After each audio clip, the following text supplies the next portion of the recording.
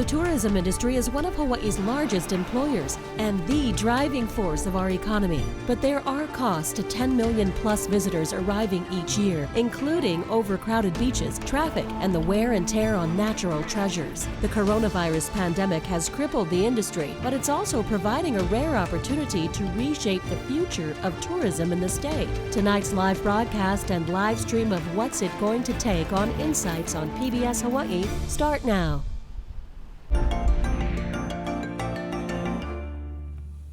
Aloha and welcome to Insights on PBS Hawaii. I'm Daryl Huff. The COVID-19 pandemic has exposed just how dependent Hawaii is on tourism, with the industry at a standstill.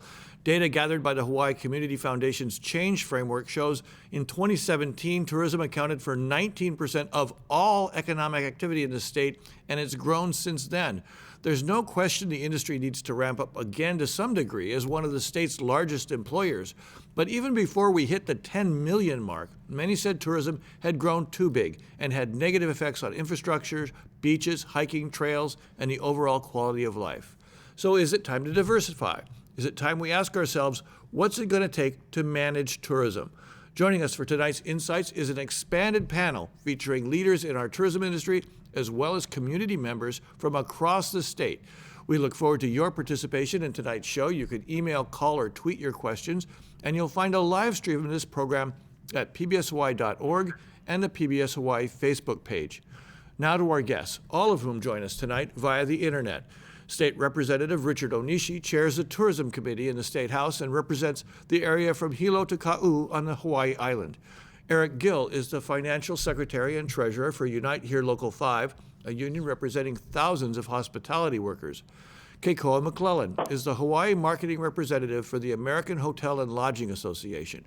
Benjamin Rafter is the CEO of OLS Hotels and Resorts, which operates several hotels across the state.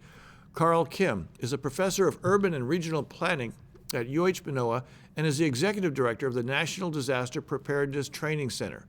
Kathleen Pahinui is the chair of the North Shore Neighborhood Board on Oahu. From the Valley Isle, Kai Nishiki is a community activist and chair of the West Maui Community Plan Advisory Committee. On Hawaii Island, Cindy Puni-Haole is the director of the Kahului Bay Education Center and outreach coordinator at the Kohala Center. And Chipper Wickman is the president of the National Tropical Botanical Garden. He was involved with the advisory committee for the Haena State Park Master Plan to revamp access to the popular spot on Kauai's North Shore. We invited representatives from the state, including the governor, Hawaii Tourism Authority, the Department of Business and Economic Development and Tourism, and the chair of the Senate Tourism Committee, but they all declined our offer to appear tonight, and I'm sure they'll be sorry they missed out. Anyway, I'd like to go around and get everybody a chance to chat for a moment. There's a lot of you. It's a very big topic. But let's just start, and I'll start with Kathleen Pahinui from the North Shore. Tell me what thing jumps out of you, and give me a sense of what has jumped out most about what it's been like to be here without tourists for a while. Well, what I hear from the community is we have our quality of life back. We have our life back. We can run errands. We can do things now without worrying about, oh, my God, it's 10 a.m., Laniakea is a parking lot, and I can't get through it. Carl Kim from University of Hawaii, what jumped out at you in this experience? Well, it's been a very interesting experience, I think, for our state because we were so dependent on tourism. We've seen a lot of impacts, actually social impacts as well, too. So I think in addition to the changes, the benefits to the environment that have occurred because of the lack of tourism, there have been quite a few people that have been hurt by the economic downturn. And we've done some surveying and found that something like 31% of the people, of the 26,000 people that we surveyed, about 31% of them had a family member that lost a job. And with that, there have been assorted social impacts as well, too, that I think are something to keep an eye on. And Eric Gill from the Hotel Workers Union, I'm sure that's front and center what you've noticed. Well, obviously, we have many thousands of people currently unemployed, and obviously our job is to try to restore some employment so they can support their families, and that is what we're going to do. That said, I think my members are no different from anyone else. Tourism has overgrown its boundaries here in Hawaii, and it started to flow into our neighborhoods and start to take over our lives. And I think there was already a turn in terms of public perception of tourism before this happened. And so this is in some ways a timely wake-up call and gives us an opportunity to address that. Who is tourism for? Is it for the tourists, or is tourism supposed to serve us? And if so, how do we set appropriate guidelines and limits so we actually are served by tourism as opposed to being servants to tourists? Thank you. And Cindy, sorry, I'm pretty howley. I have to look at your name just to make sure I get it right. What have you noticed out at Punaluu, right? Kahaluu Bay. Kahaluu, sorry. On Hawaii Island. Prior to first, I would like to send prayers out to all of the loved ones that have lost their family members, and because it has been a very, very sad time for all of us. But this particular COVID has been a moment of pause, where at Kahaluu we're receiving over 400,000 visitors a year at a 4.2-acre park, and the bay was dying. So as we look to educate our visitors and try to manage this county park, we find that it was the amount of human activity was too much. And so within the last 8 weeks, we've seen our vibrant Kahaluu Bay rejuvenate again. Abundance in limu, fish species, a lot of keiki, honu. So we have to really look at refocusing how we move toward reopening and plans that balance biodiversity and economic recovery. Thank you, Cindy. And Ben Rafter from OLS Hotels, what have you noticed and what strikes you, both as a citizen and as a businessman? Sure. I mean, I think we'd all agree we have to do tourism smarter than we've done. And like everybody else, I can see traffic, I can see the water being clearer, I can see healing happening. But at the same time, I think we have to realize that unemployment heading into the 30% is not sustainable, never has been.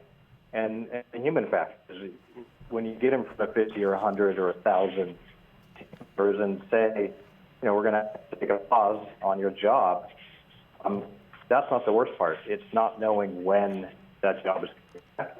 And that is one of the most emotional things that I've personally ever been through in my life. And right now we don't have an answer for when people are coming back. Representative Onishi, you're the chair of the Tourism Committee and deeply involved in this, trying to set a date. But before we get too technical on that, how about you, as a person, as a resident of the Big Island, as a representative? What do you think people have seen and learned and experienced from this pause? Well, I guess I can speak for me personally. What I have had to address now through this crisis is somewhat similar to the crisis we experienced when we had the eruption on Hawaii Island. So, as many of you know, our tourism economy on Hawaii Island almost disappeared. And with that was an increase, a tremendous increase in unemployment. And it took many people working very hard in order for us to rebuild that confidence and in people coming to Hawaii Island again, so that people on our island could continue to be employed and take care of their families. Well, it's interesting it's interesting you mentioned it, and we also have the experience from Hannah, someone else to talk about tourism just being cut off. So we'll talk some more about that. I want to go to Keikoa McClellan from the Hotel and Lodging Association. How about you? You're a local guy. What's been your perspective? Hello, Daryl Thank you for having us on. For me and for my ohana, it has been a time to celebrate each other and to get to know each other when you're stuck at home with a 7-year-old and a 6-year-old and an 18-month-old.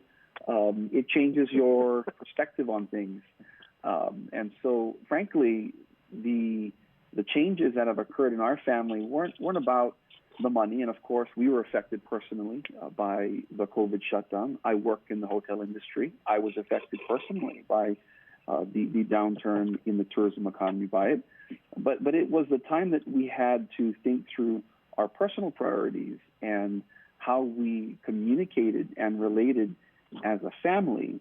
And that has informed the work that we are doing as individuals and myself with AHLA, looking at the other families and the 110,000 employees that belong to our member organizations here in the state. And we're running at 85% cuts right now, right? That many of our people are either furloughed or unemployed, and we're concerned about them. And just like our family is thinking through how do we navigate this, how do we turn this situation into something that's going to be good for us, I know that every other family that works in or that is related to someone who works in the visitor industry is thinking about, okay, so when do we open? What does that look like? How do we get back to work, and how do we grow our island economy in a way that makes sense for all of us and allows us to make a decent living at the same time? That'll be a big part of our conversation for the next hour and a half.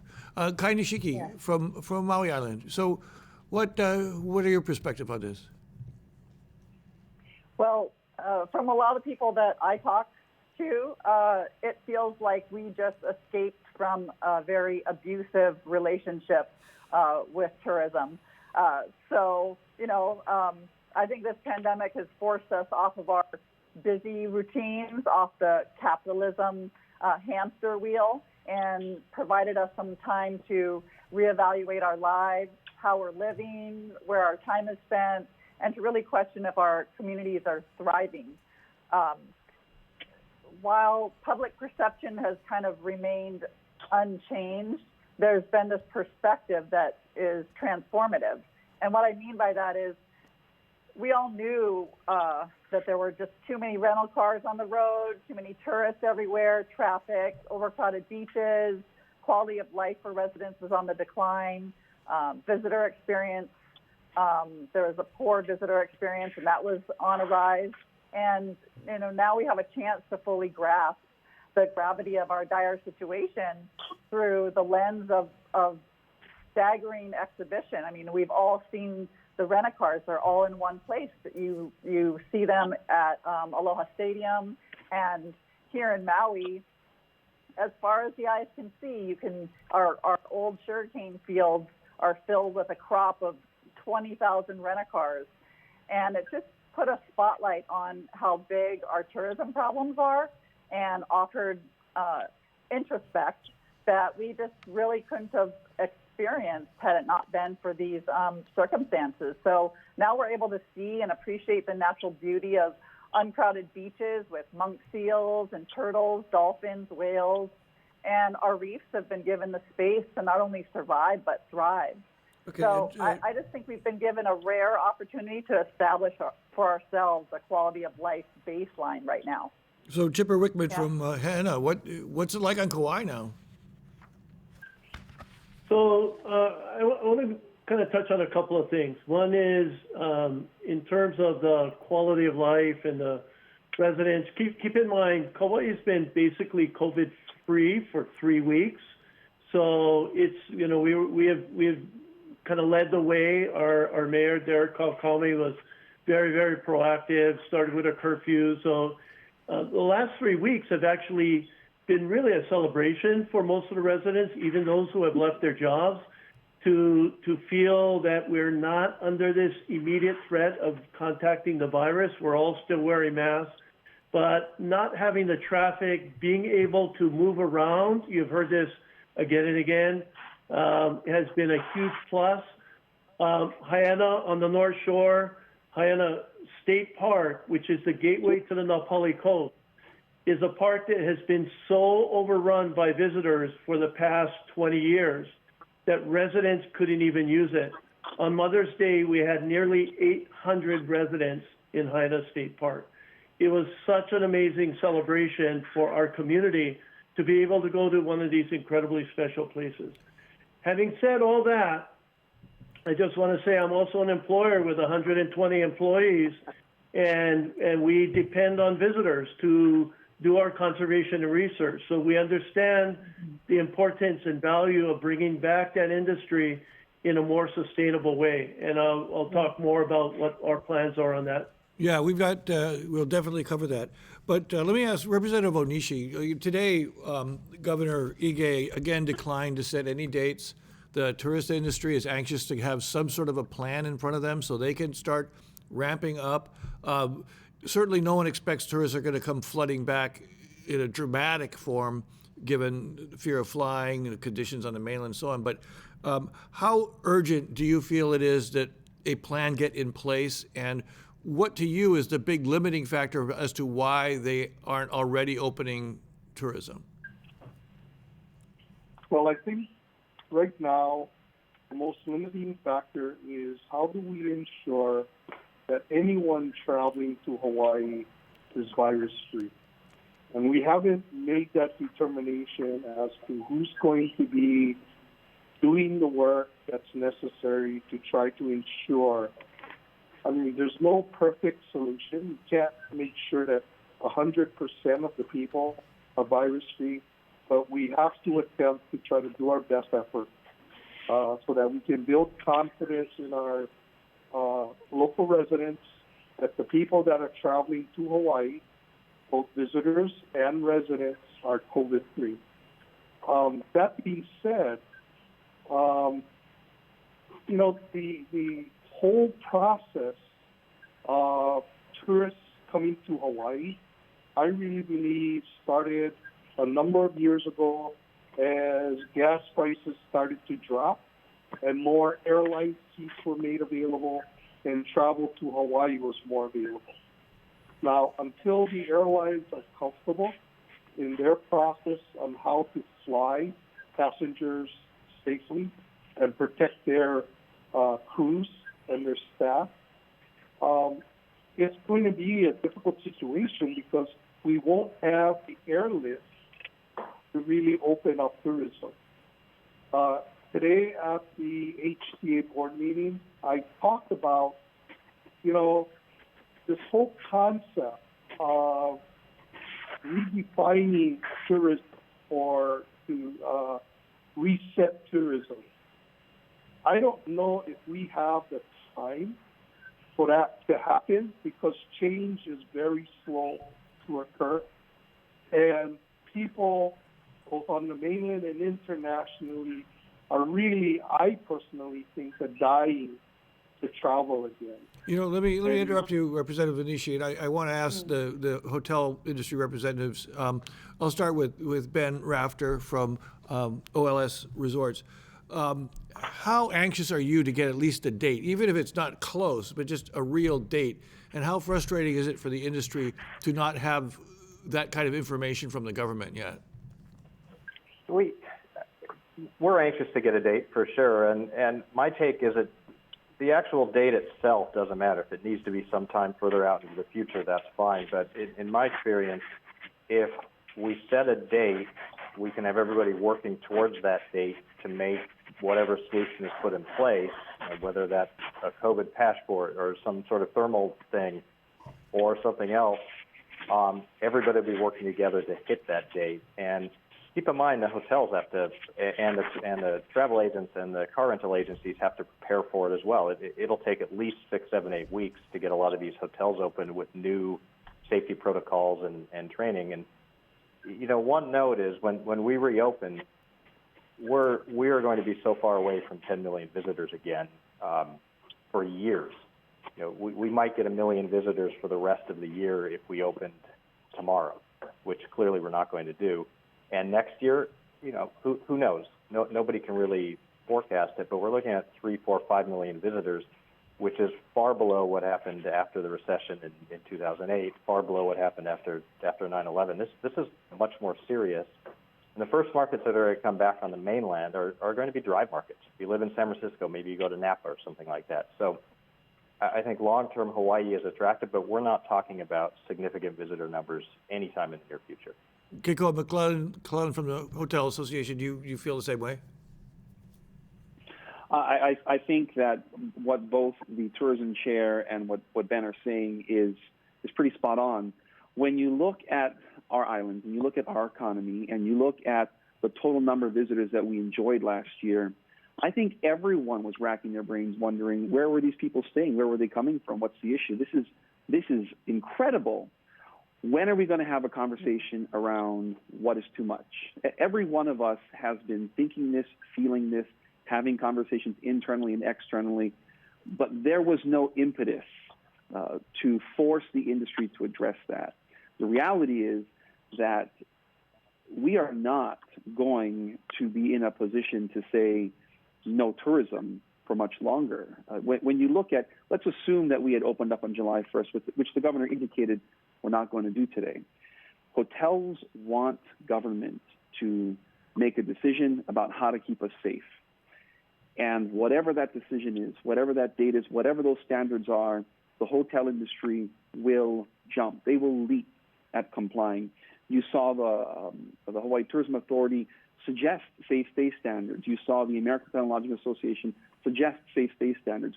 We are working eagerly to make sure that our employees and that anyone staying in a legitimate, permitted, legal hotel property are safe.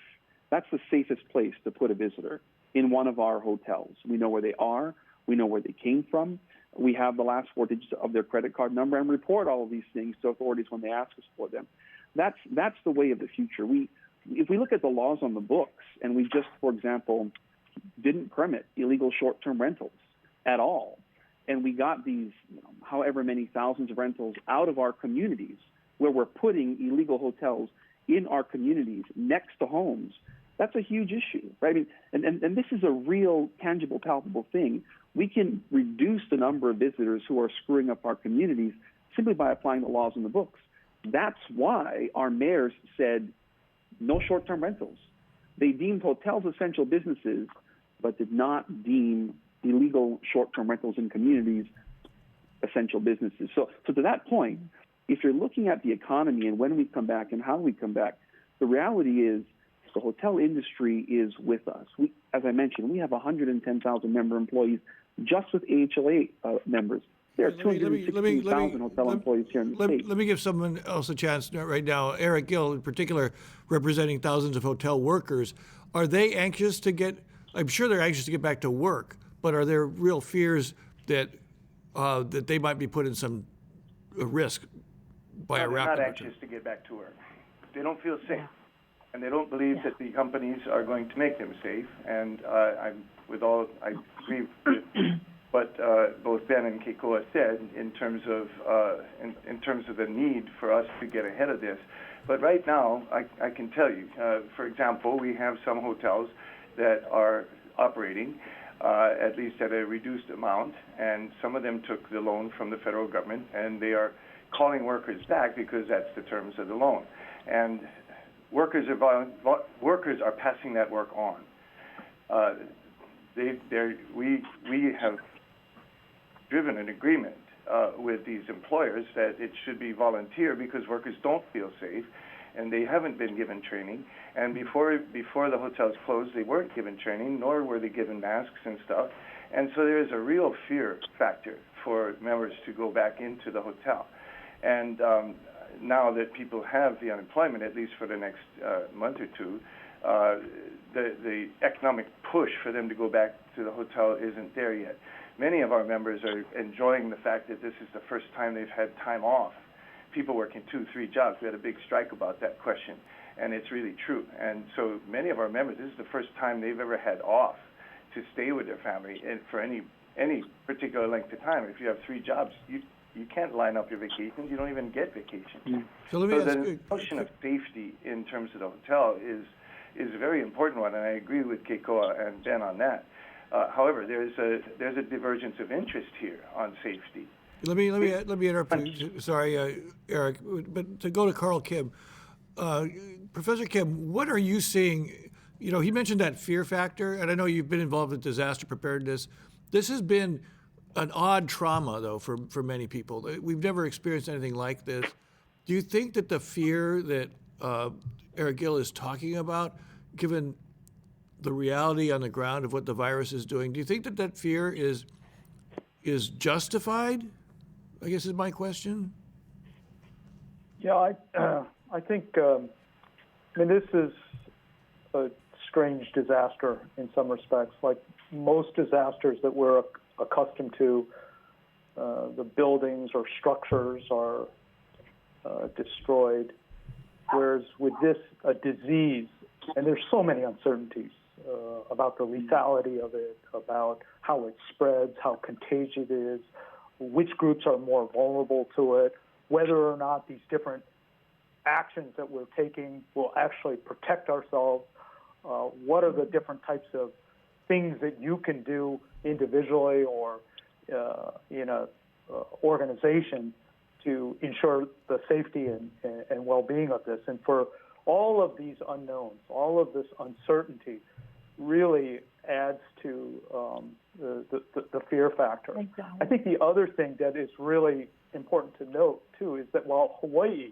has done a good job in terms of, you know, lowering the number of cases, if you look at the U.S., I mean, we just 1.7 million people that have confirmed with this. More than 100,000 people have died from this, and there are these areas that the disease is continuing to spread in, and it's not just in the U.S. I mean, globally, I mean, millions, 6 million people throughout the world, and because tourism by its nature is a global industry, we really do have to worry about all of these uncertainties. And there's so many different things that need to be done. I mean, it's not just the testing and the contact tracing and the tracking, but it's also how do we use technology? How do we train everyone that needs to be trained in order to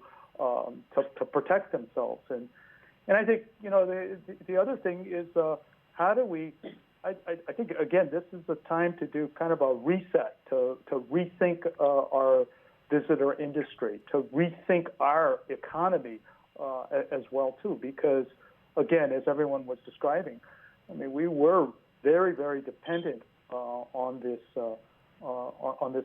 industry, and there are going to be challenges with it. I mean, even if we wanted to, people may not want to travel because of the uncertainties, because of the very real fear factor. Representative Onishi, what do you think? You know, Lieutenant Governor Green has been pushing a plan that involved trying to get people to get either pre-tested or tested when they get here before they can fly. There's talk about the thermal scanners at the airport. There's talk about active quarantine if you don't have a test. How close do you think we are really to having those pieces together? And what do you think is a reasonable plan? Lieutenant Governor Green says July 1, we should be able to do this. Do you agree? Well, you know, I've been involved with a lot of discussions and a lot of committees that have been looking at this issue. Our biggest concern is who's taking the lead to ensure that all of this is put together in a form that will actually make sense and is being able to be done. So more recently, I've heard that maybe even TSA may be charged with doing the thermal screening as part of the TSA process. But still, there's nobody really in charge of what happens with a person that may come into Hawaii that either has a fever or is actually positive. What do we really do with that person? Besides say, hey, go to your hotel and quarantine yourself for 14 days. Well, I have the answer right here. Here, the person writes in. I want to start. All. Yeah. I'm sorry, go ahead. I was going to say, tell us the answer here. Yeah, Solve everything. Yeah, what is the answer?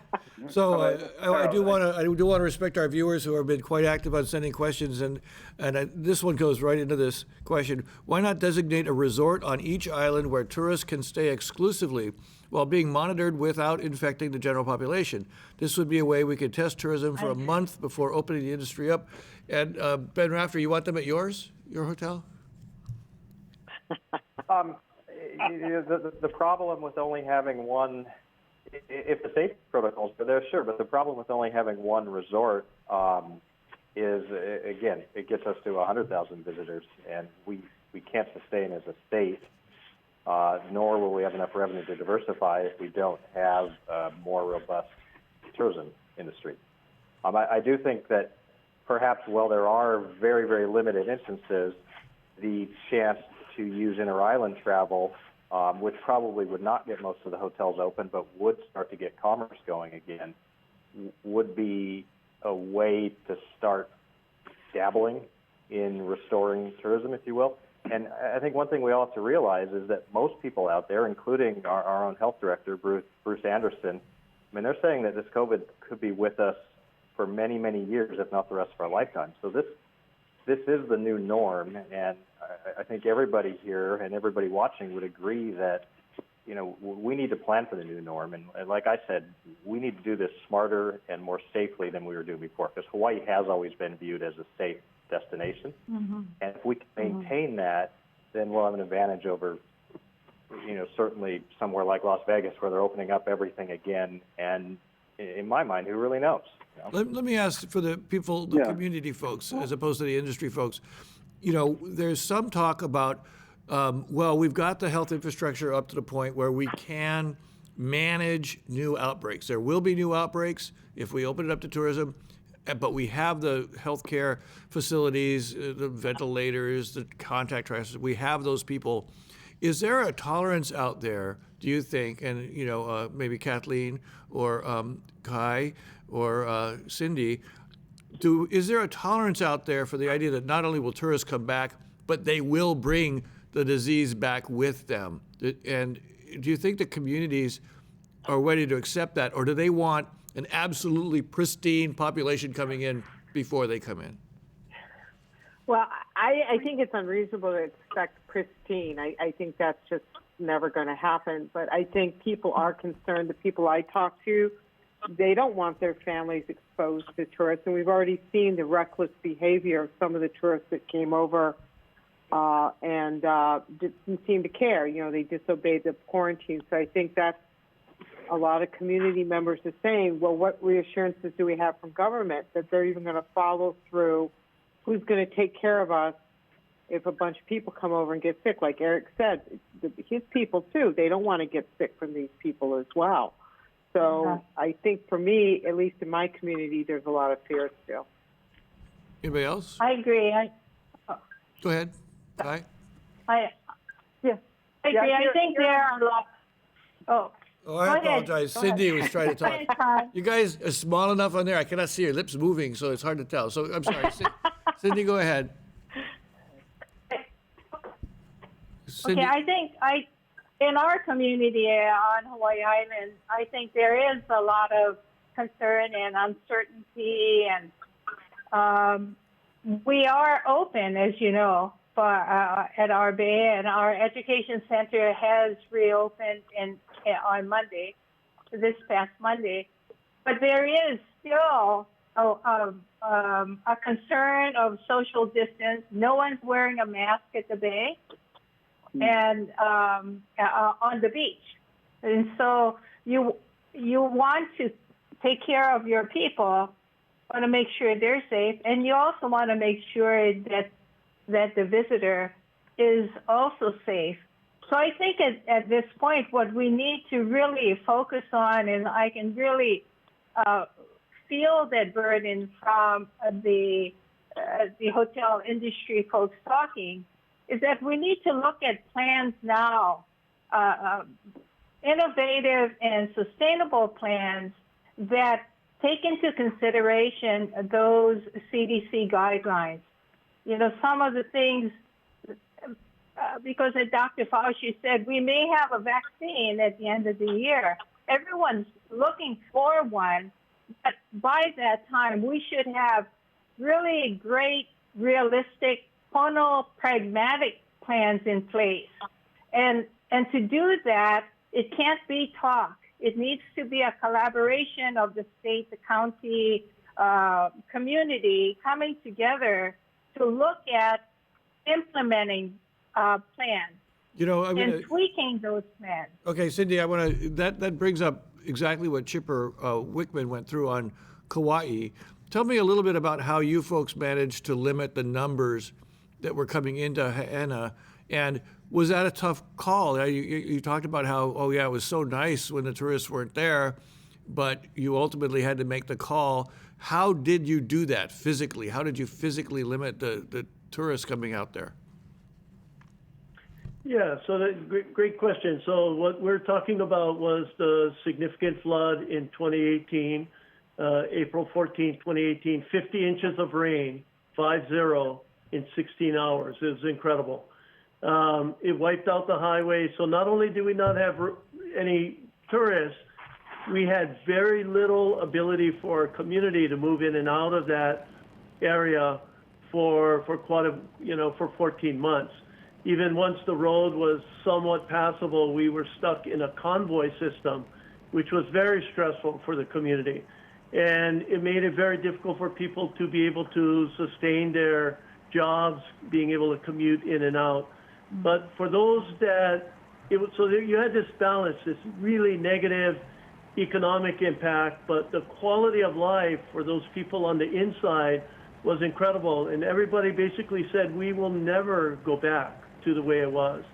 And fortunately, our community had been planning for almost 30 years to try and address the fact that the demographic of visitor that's coming to Kauai is one that loves the outdoors. They love they're not coming for the shopping and the golf. There's some of that, but they're really coming to experience places like the Napali Coast. The gateway to the Napali Coast is Hyannis State Park. And it's a very narrow two-lane highway. We call it a highway, but it's a very narrow, windy road. The last 9 miles from Princeville, Honolulu, out to Hyannis, winding through a community that is a very tight community that partly has been split apart by this issue we talked about earlier with the Airbnbs and the illegal vacation rentals that have disrupted the fabric of the community. And that Napali Coast was basically, we get about 1 million to 1.2 million visitors a year. 90% of them were hiking or going to the end of the road. So every one of those visitors was coming out through that community. The Department of Transportation was doing visitor counts, traffic counts. We were getting 3,500 to 4,000 cars a day coming through our communities. And our beaches were overwhelmed, our trails were overwhelmed, the sides of the roads had become parking lots. People were using the beaches and the bushes for bathrooms. It had become really disgusting. So Chipper, let me so the way we managed it, I'm going to answer your question. No, Go ahead. I just want to know physically what was done to do the limits. How did you limit it? Like, was it tickets, parking? Because I'm getting a lot of questions from people that basically say, oh, you should make it so nobody can park and stuff like that. So it's complex. These are complex questions. There was no one piece. And we were able, with the leadership of Representative Nadine Nakamura, bring together all of the agencies and community leaders that were needed. So it was a combination of things. The state park implemented access controls, whereas previous to that, it was a Wild West. So we basically said no more than 900 people a day. And of that, we are going to ensure that residents can have access. There will be a guaranteed ability for residents to be able to access it. So the park was one. We wanted to get cars off the road, so we implemented a shuttle and tried to motivate visitors to get out of their cars. You heard about the parking lot of visitor cars on Maui and at the stadium. Get visitors out of their cars. So we created a shuttle system so they could get in a shuttle at Honolulu. And the most important factor was we created a no parking zone in Haiana on the side of Kuhio Highway, and Representative Nakamura and the legislature passed an ordinance, a law, an act that actually cites the initial fee is $230 for initial parking fee. When it was $30, that was just the cost of going to the beach. People just ignored it. So it was a combination of things that the community had been planning. This was really a community-led, government-supported effort. And out of that, we now have a more sustainable model that's created 26 new jobs for community members in Haiana through the shuttle and the greeting system at the park and managing it. And the experience for the visitor is far, far better than what they had prior to the flood. So it's been a win-win for everybody. It took a big reset, but the key, I want to emphasize this, the key was we had a plan before the flood, and we said, this is the window to implement that plan. And what I'm hearing today is we need to create a sustainability plan for our state that will allow us during this gradual buildup back to some level of normalcy. It could be 2 or 3 years. How do we get back at a level that is sustainable and we create a higher spend per head? We should go for quality, not quantity, in the visitors that we have. Go ahead. And I really like that you put the quality of life for residents first, and that there was parking designated for residents. I really think that was so important and a brilliant model for tourism management in the future. I attended a planning conference here in Maui, and you folks did a fabulous presentation, and it was very inspiring on Haiana. So I just want to give you guys props on actually managing tourism and putting residents first. I think even tourism experts agree that caps are necessary. There's caps on everything, like how many people can go on a plane, theme parks. Why not entire destinations? This protects the experience, like you said, for locals and tourists. Let me ask Kai Nishiki. I'm sorry, Kai. Let me follow up with Kai. On Maui, you have a number of locations that are similar. You at least the roads usually go all the way around, but you've got places where they're just overrun by rent-a-cars and so on. Is there movement on Maui to find similar things that would happen to Haiana? Is there any progress being made in that respect? Yes, absolutely. Tourism management for Maui County is a priority from the community standpoint. And we would like, and we're working on this right now, we want a tourism management agency that's completely separate from tourism promotion. Tourism experts even say that you cannot have the same agency promoting and managing tourists. It just doesn't work. It's like separation of church and state. This is something that is very important. And we would love from Maui County to partner with the state. We're already starting on how we want to manage tourism and to really look at the different districts, like say for Hana, they want a different amount of tourists than West Maui.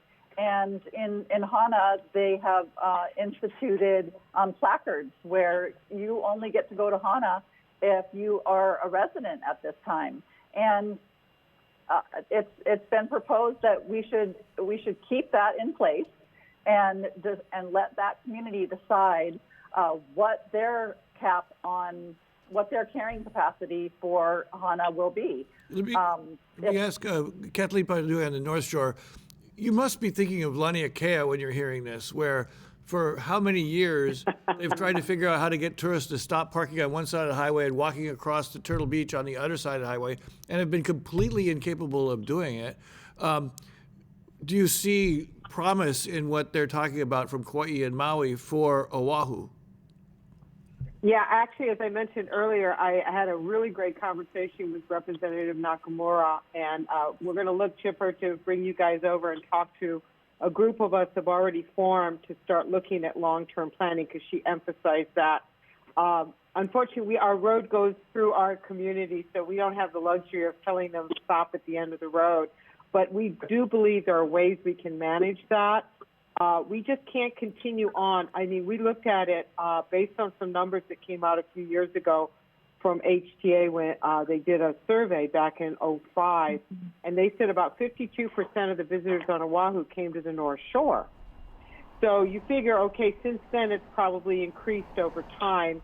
And so I took the numbers from, the HTA numbers, and we figured we have about 10,000 people a day were coming through the North Shore. That does not include residents from the island or military.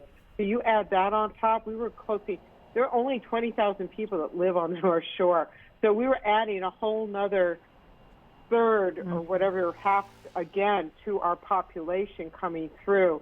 And anyone that's ever traveled on a holiday weekend or even just a regular weekend, it's been a nightmare. We had a crowded weekend recently when the beaches reopened and everyone went out and started going surfing again. And people got through Laniakea just fine. And it was all just, residents. It was all either North Shore residents or Oahu residents, some military just doing their thing, just surfing. But there was no stop down. So we know that the stop has to be with the tourists. The other thing that has been absolutely detrimental to tourism, depending on your perspective, is the advent of social media.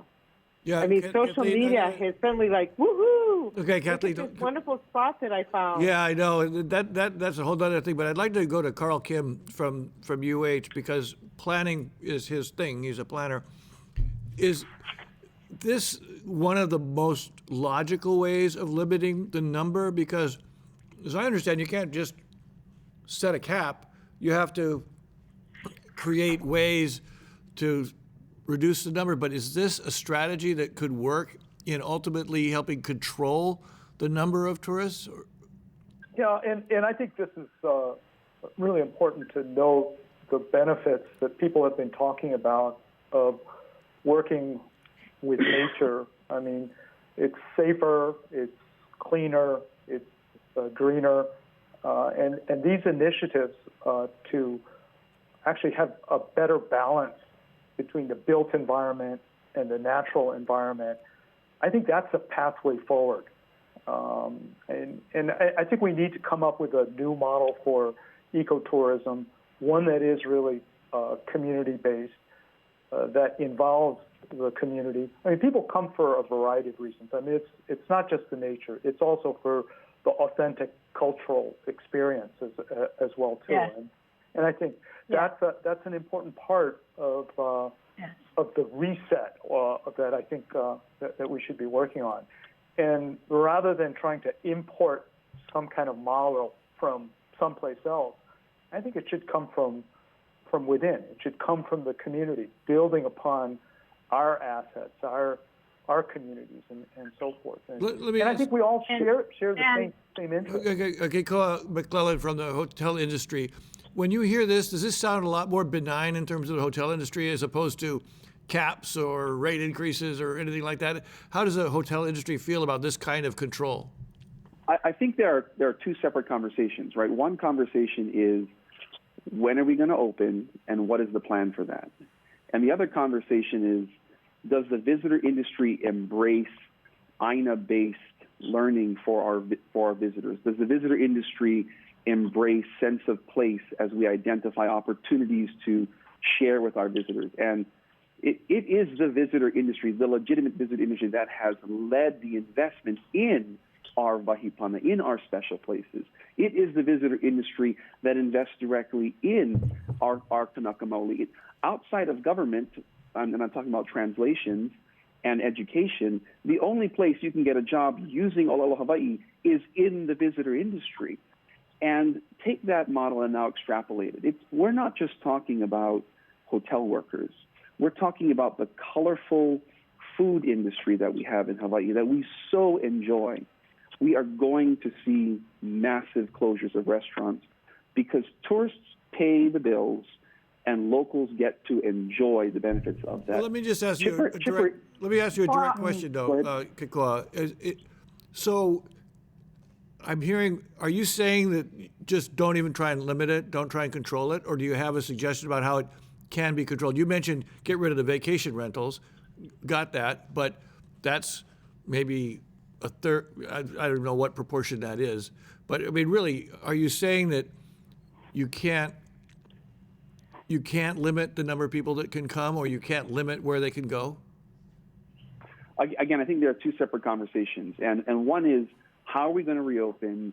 When can we do that? And hotels need to know when, so that we can start planning. And of course, right, we're talking about industry that brings $50 million a day to the state. So we're losing that every day. Those are local people losing those dollars. The second conversation is what do we do with our visitors when they come, and how many is the right number? I don't have the answer for you as to how many is the right number.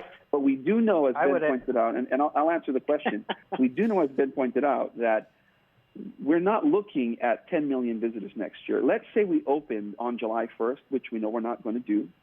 We're looking at maybe a blended occupancy rate for all hotels of 30% for the balance of the year, right? Now let's take that forward. We're lucky if we're at 40 to 55% with the hotels that are open during the peak holiday season in December. So hitting 5 million visitors next year is possible, right? We don't know what other market factors are going to be applied here, but that is half of where we were. So the conversation about what is the right number, I think we can have and we should continue to have. In the near term, we should be focused on how do we get our people back to work, how do we keep them safe, and how do we keep us safe so that we can grow the economy and we can stop the hemorrhaging. And things are going to get worse before they get better for the economy. And we're not talking enough about that. Eric Gill, I think you wanted to jump in. Absolutely. Look, I mean, we have a reduction in tourists right now. The question is, what should we promote as we reopen, and what should we discourage as we reopen? It is strange to me that we still see permits for new hotel construction being advanced in the Department of Planning. That is crazy. You know, we're going to have a glut of hotel rooms for this foreseeable future, and it makes no sense to further build some more. Certainly, we have to focus on the employment aspects of tourism. Everything that I am a local guy. I hated watching the hotel that I worked at now for 45 years come up when I was in high school. I hated watching it, but that's how I raised my family. So the question of tourism, if we want people to support tourism, it's the jobs of tourism that people support. It's not the interference and all the stuff we've heard and all the ways that our neighborhoods are compromised. It's the jobs. So if we're going to reopen, we need a commitment from hotels that they're going to rehire everybody and bring everybody back. And we shouldn't be having hotels open if they're not. The fact is, there's only going to be so many tourists to go around. We have to make the maximum jobs out of that. And then, when we can reach, we should do all the things we're talking about in terms of planning and making it better as we reboot. But as we reboot, the most important thing is the employment out of that, because that's the positive thing that we get. Ben's right. There has to be some revenue for the state. One hotel room, if the hotel is fully staffed, supports a child through the year in our public education system. We ran the numbers. And that's before you figure in the income tax. Yeah. But that's if the hotel is fully staffed. So, in other words, the natural tendency of our hoteliers, and all due respect to Ben and Kiko on this, is going to be to preserve their profit margin, and they're going to do that by recalling staff slowly. And so we have to decide if we're going to have hotels that don't have jobs in them. And I can tell you right now, I saw in the Wall Street Journal yesterday that hotel chains are planning to do just that, reduce staff to cover the cost of the increased cost of masks and all that stuff that costs money to keep people safe. And we can't permit that. Okay, I have the answer again.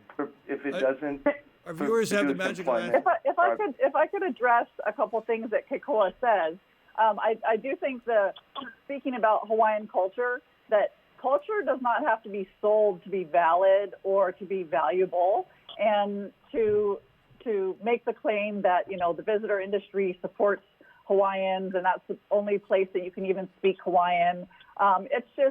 I think it's disingenuous and does a disservice. Well, let me stop you there, Kai. What I said was the visitor industry is the only place that you can get a job in the for-profit world that pays you to speak Hawaiian. I'm proud of that. I'm proud that our hoteliers have stood up for Olelo Hawaii and said that if you're going to be Hawaiian in this space, you are valuable.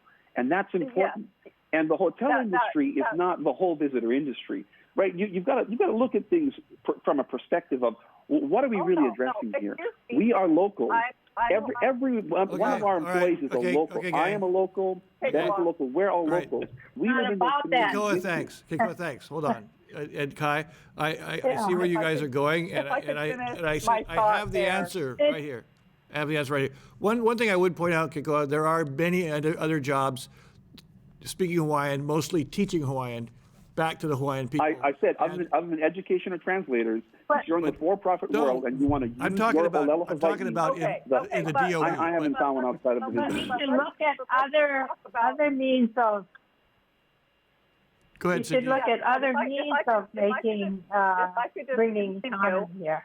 Okay. That when you're talking about Hawaiian culture, it exists and its value is purely on its own. And the tourism industry uses Hawaii. They use that as a selling point. That's the value for the visitor industry, that they can sell Hawaii as a unique destination. Okay, absolutely. There's truth to that. Hey guys, okay, I don't know if everybody can hear me when I say stop, but I'll try again. So we have the answer again from our viewers. Okay, I don't think it's the answer, but it's an answer. All of these cards basically say the same thing, and that's just basically tax the heck out of the tourists. Put a fee on them so that it costs a lot more. Take that money to rebuild the natural environment. Limits to access, we've talked about a little bit. Why don't we charge tourists a fee for coming here like Bhutan does? Discourage cheap rent tourists. Charge each airline passenger arriving from outside the state a substantial fee to land, and then use that money to. There's a lot of people saying this, and I just like to get a reaction from. I guess Richard, let me just start with you on this. Do you think that there's any will? Every time you try and add taxes on the visitor industry, they basically say we're killing the goose that laid the golden egg. I think that's what they always say.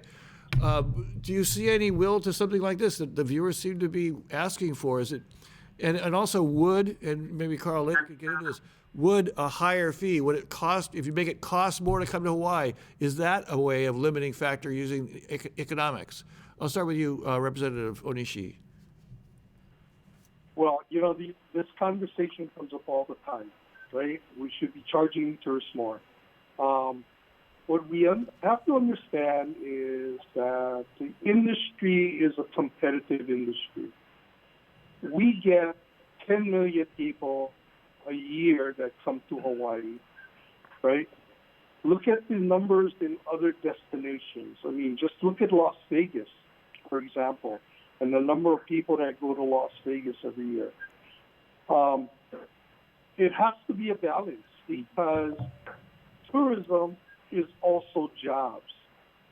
Tourism is also businesses. It's the ability for people to earn a livelihood, to create a business surrounded around visitors coming to Hawaii, whether it's providing hospitality, whether it's entertainment, whether it's service. These are all jobs. Eric should know. But you know what? 30% occupancy in a hotel means 30% of jobs. You're not going to have 100% jobs and 30% occupancy. There has to be a balance. But okay, but we're all kind of sort of what I heard the consensus of the panel early on was that probably 10 million was too many. So how do you reduce it from 10 million is the question. Yeah, I don't believe the number. It is the management that we have lacked over many decades that has caused this problem. I think Kikoa hit upon the fact that none of the counties really, when this whole, short-term vacation rental issue, rather than addressing it, they turned their backs on it, and they let this thing flourish. And about 3 or 4, maybe 5 years ago, social media just exploded, and this platform got created to sell homes to guests. It wasn't there 20 years ago, not prolific like it is today. But it's the management of the people that come to Hawaii that has been lacking over decades. We have the opportunity to begin to reset that management. So on Kauai, it's a management. And you know, I think it's more than a management issue. I think it's also a structural problem. I mean, the thing, I spent most of my career studying disasters, and what disasters do is they magnify the inequities that exist in a society. They blow up really the flaws that we have.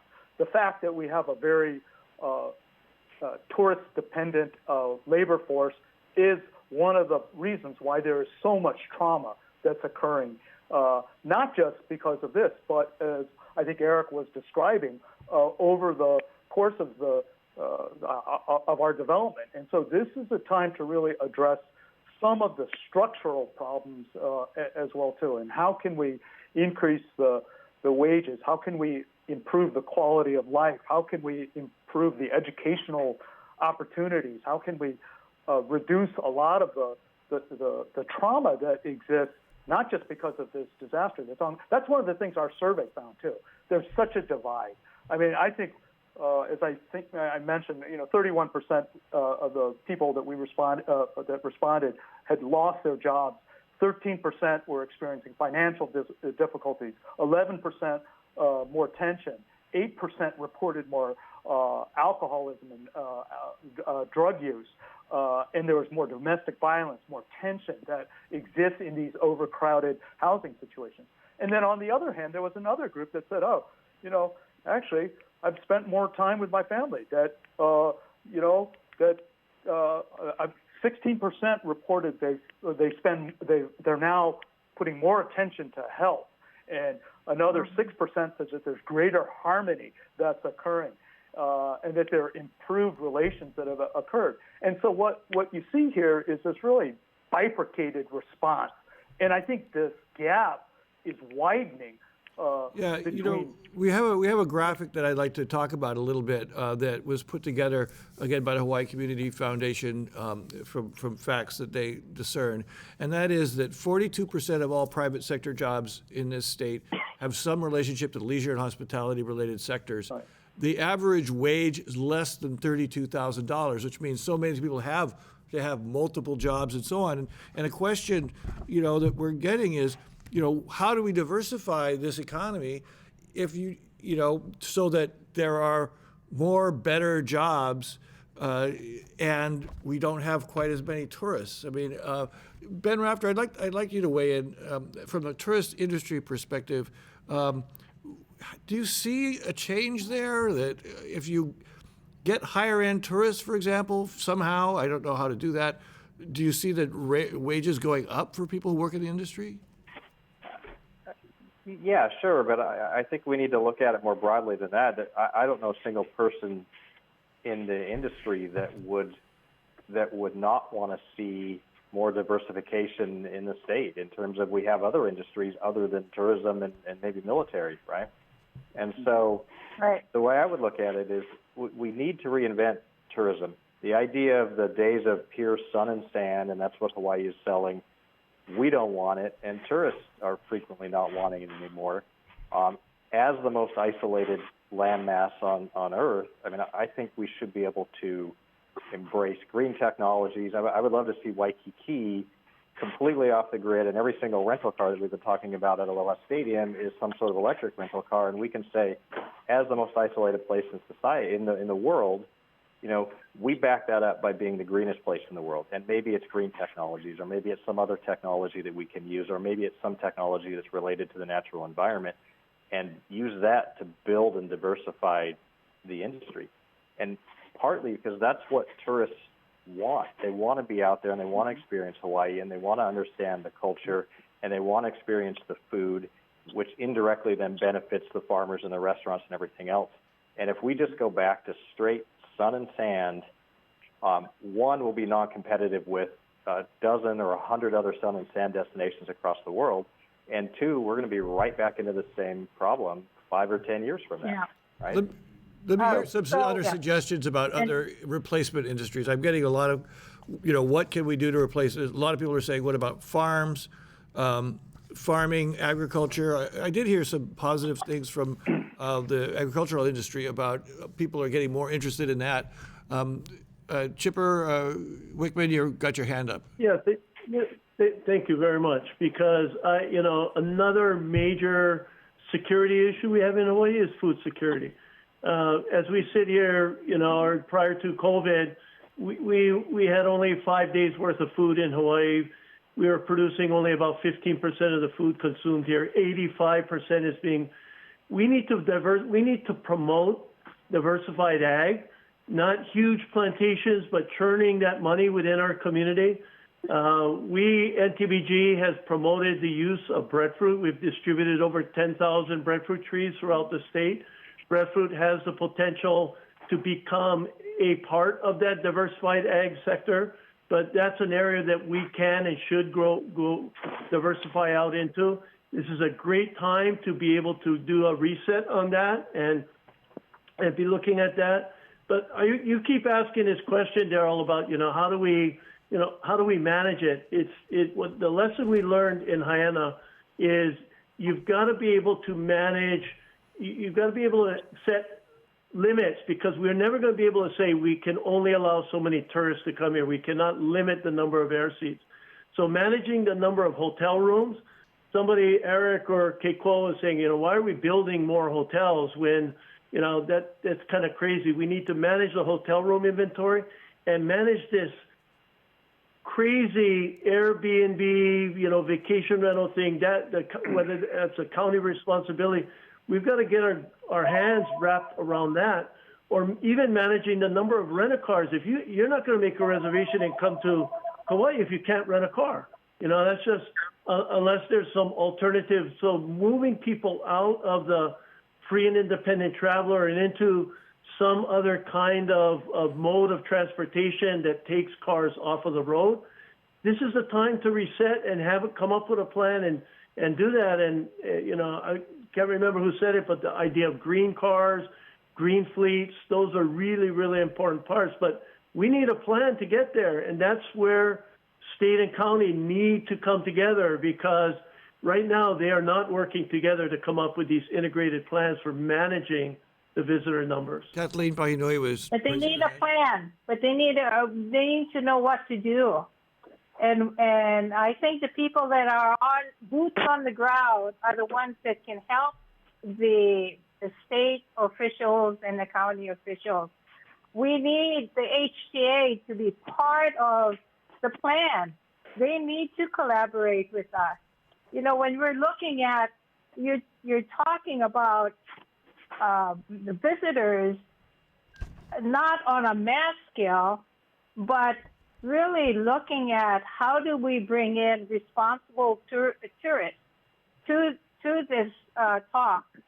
And the HTA has been talking about it for over a year, on how do we look at our environment, and how do we look at economic development and recovery. But talk is cheap, and we keep talking and talking all of these months, and we're still at the same place.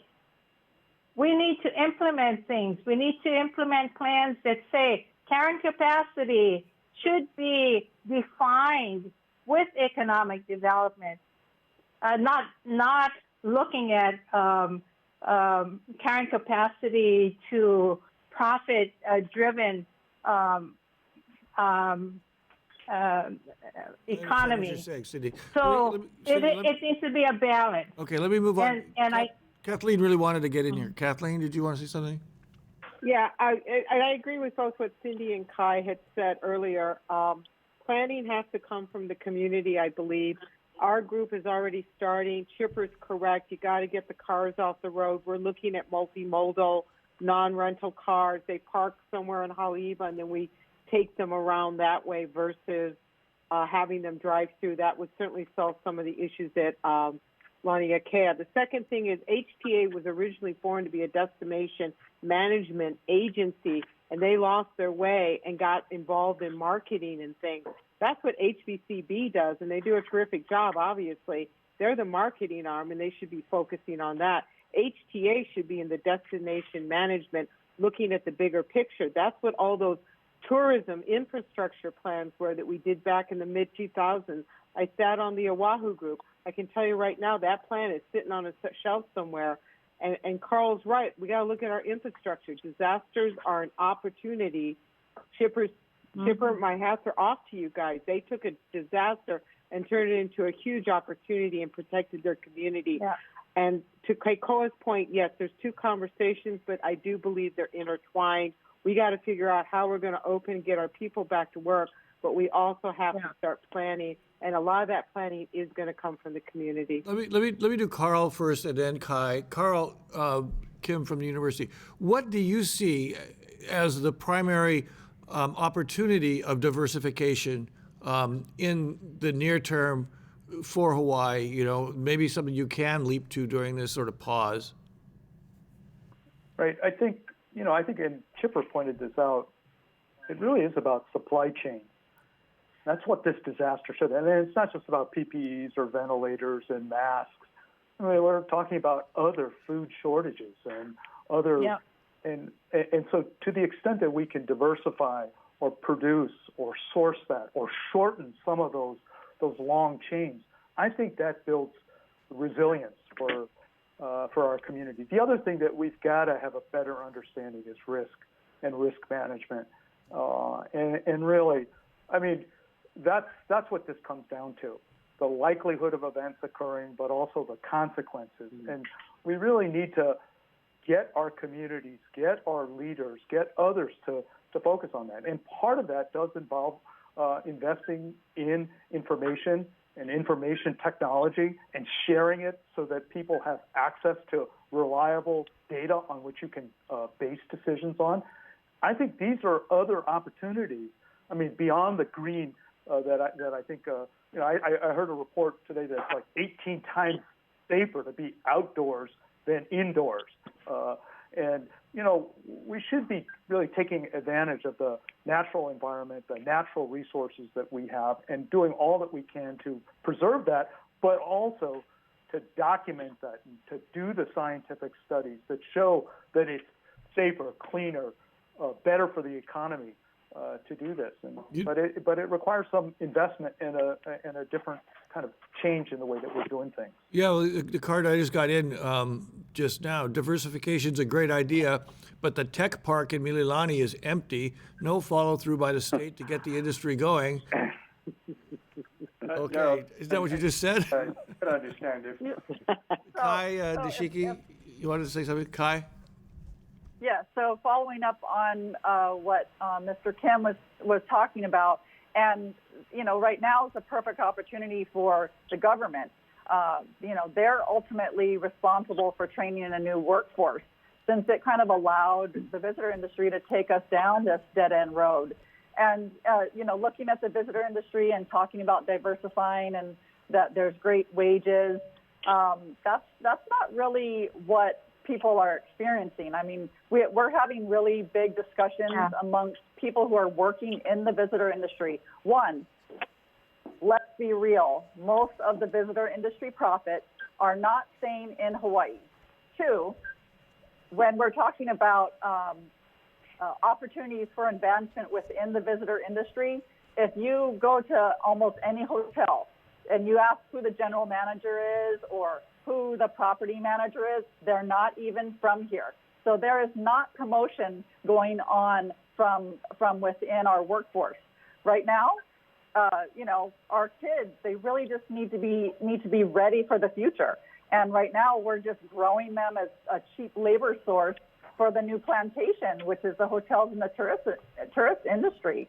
So we just really need to look at what we could do right now. Right now, we have all this CARES Act fund money. Why don't we partner with the state and the unemployment office offer alternative career training and other stable job trades, waive job search while you're in training, and continue to receive unemployment.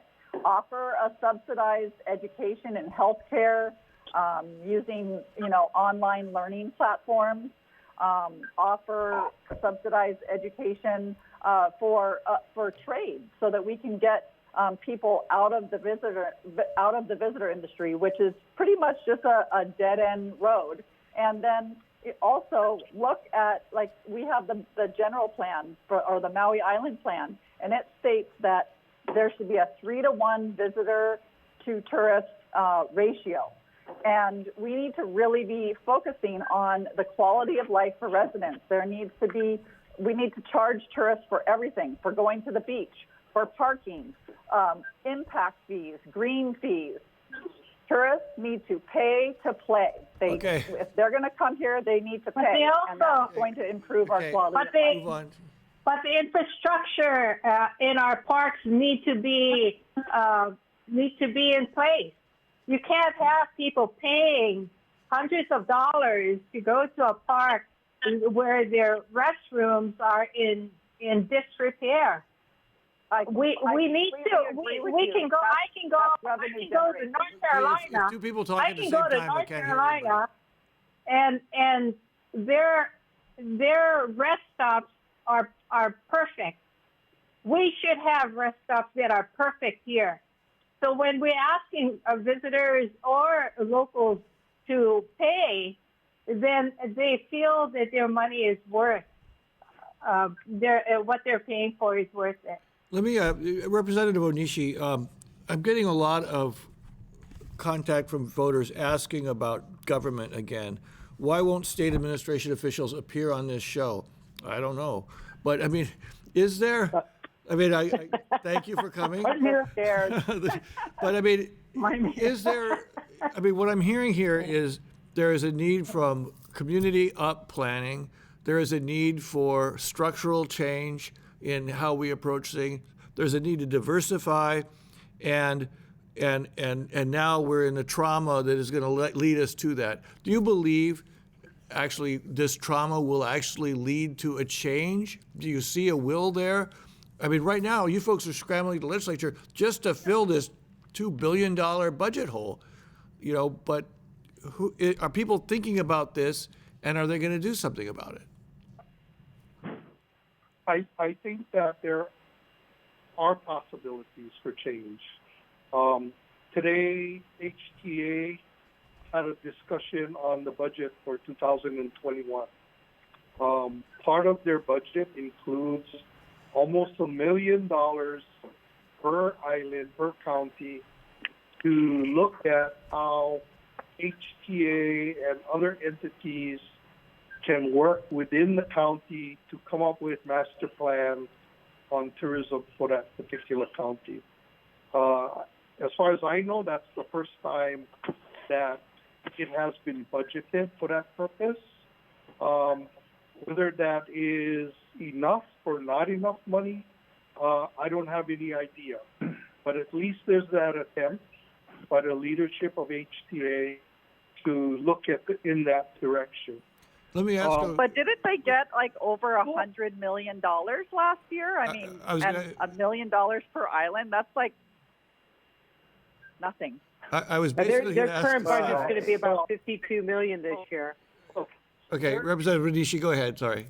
Yeah, there's been some misinformation presented. First of all, HTA was created to replace the Hawaii Convention and Visitors Bureau. Now the Hawaii Convention and Visitors Bureau is a marketing group that is the marketer for the U.S. So HTA assumed the responsibility of doing the marketing that HCVB used to do. So, and the budget for HTA, the allocation, is actually $79 million a year. And the convention center's allocation is $18.5 million out of revenue generated by the industry just in TAT taxes alone of over $600 million. But they don't even get 25% of that money generated by the industry to support the tourism industry. So the rest of the money, over $100 million, goes to the county, and the rest goes into the general fund to support all of the other state functions, including education and the hospitals, our prisons, our jails, etc. So, there is this opportunity to do change. How and who is going to be the leaders and the managers? And I go back to what Mr. Kim was saying. It is all about management. Anytime there's an issue on how you're going to make change, it has to be managed. And there have to be people that are given that responsibility or take on that responsibility to make that change. It takes not just government, it takes the private sector, it takes local businesses, it takes the social services sector. We were just in the process of trying to address our issue with the ALICE population in the state of Hawaii.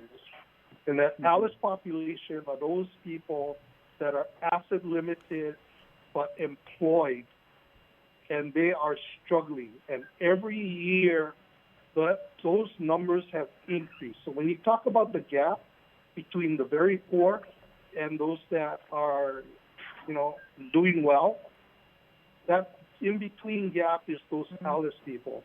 And housing, childcare are the greatest costs for these people that we were trying to address in this current session that unfortunately got terminated. As soon as all the money went away, all these great plans went back. Is there a way of dealing with it? Like Eric Gill is getting frustrated up in the corner there. Eric, go ahead. Look, it's all true. I definitely support community-based planning, all that stuff. We've been looking for that for many years. We are passengers, but we are the people of Hawaii that work in tourism. That's the money that stays here. So either tourism is going to generate real employment with real money for us, or we shouldn't have that form of tourism. And so it has to be, we have to have good wages and benefits, and we do have to get our employment back. I understand about 30%. I understand that very well. We deal with low occupancy, high occupancy all the time. But we have to make sure that people actually have a chance to go back to work. The hotel industry right now is planning to eliminate daily service of rooms. That's going to be 30% of our housekeeping jobs. Eliminate bellmen, eliminate doormen, eliminate front desk clerks. These are things that are going to be happening as we reopen. And either we're going to do something to make sure that we actually get employment out of our resurgent tourism, or we don't. And we have another problem that's facing us right now that the legislature did not address at all, which is we have a health crisis starting next Tuesday when hundreds of thousands of people lose their benefits. And the only chance we have to rebuild tourism is to be perceived as a safe place. That means we have to be safe as well. We can't have high levels of COVID. How are we going to control the epidemic with hundreds of thousands of people losing their insurance? And there was no plan and no money budgeted for that, or any other relief for the unemployed hundreds of thousands of people that the legislature just passed. Okay, so, thanks for so we starting got to another deal show, Eric. with. We're gonna have to. We got to deal with the immediate issue. We have a public health crisis, and we're going to have to deal with it. And people are going to need relief because no matter what, they're not going back to work right away. And if we don't take care of the people, we're going to have a lot of problems. And all these other plans are not going to be taken care of because we won't have the ability to do it. Carl Kim. Well, I guess in the short term, universal health care. I'd like to get Carl to try to address that question for the last minute we have. Yeah, in the short term, there's going to be a lot of trauma, and we have to do all we can to minimize that. I think until a vaccine and treatment comes out, the visitor industry isn't going to rebound. And it could potentially rebound bigger, stronger than ever before, in part because it is Hawaii, and we know what the growth trajectory was. But I think the bigger problem is that it could rebound, and I think there are two options. that things get worse for the people who live here, or perhaps there's a way forward in which there's actually a brighter future, and we can be cleaner, greener, safer, and address many of those larger social problems. Thank you, Carl, and thank you, all of you. I just wanted to say that, but what we have in common here is many of the changes came from disasters, so there might be hope in this. You folks at home can find out more information on data gathered by the Hawaii Community Foundation's Change Framework on their website, changeforhawaii.org. Mahalo to all of you for joining us tonight, and we thank our guests. And they were a lively group. Representative Richard Onishi from the State House Tourism Committee, Eric Gill from Unite Here Local 5, Keikoa McClellan from the Hawaii Hotel Association and Lodging Association, Ben Rafter, CEO of OLS Hotels and Resorts, UH Manoa Professor Carl Kim, Kathleen Pahinui, Chair of the Oahu North Shore Neighborhood Board, Maui Community Advocate Kai Nishiki, Cindy Punihaole from the Kohala Center on Hawaii Island, and Chipper Wickman from the National Tropical Botanical Garden on Kauai.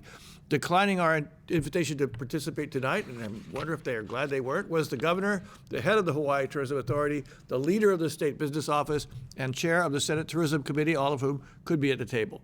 Next week on Insights, we take a closer look at Hawaii's recovery from the COVID-19 crisis with what's it going to take, Hawaii's resilience through the pandemic. We hope you join us then. I'm Daryl Huff for Insights on PBS Hawaii. Aloha.